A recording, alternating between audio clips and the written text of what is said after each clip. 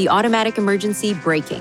AEB with pedestrian detection system automatically turns on each time the ignition switch is placed in the on position and can assist the driver when there is a risk of a forward collision with the vehicle ahead in the traveling lane or with a pedestrian.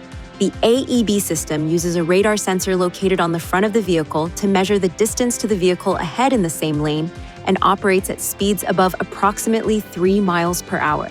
The pedestrian detection system uses a camera installed behind the windshield to help detect pedestrians and operates between speeds of approximately 6 and 50 miles per hour.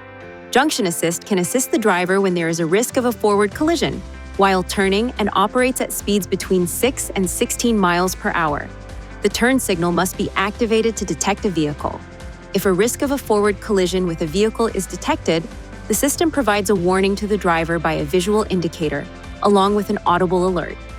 If a risk of a forward collision with a pedestrian is detected, the system provides a warning to the driver by a flashing indicator, along with an audible alert. If the driver does not take action, the system issues a second visual and audible warning and also applies partial braking. If the risk of a collision with the vehicle ahead becomes imminent, the system applies harder braking automatically. Depending upon the circumstances of the situation, the system may not eliminate the possibility of a collision, but may reduce the severity of a collision. To enable or disable the system, use these controls to select Settings, Driver Assistance, then Emergency Brake to toggle the system on or off. Turning the system off will also disable the Intelligent Forward Collision Warning System. When the system is off, this light illuminates. To ensure proper function of the system, keep these areas clean and free of obstruction. If any of these areas are blocked, an indicator and/or a warning message may be displayed.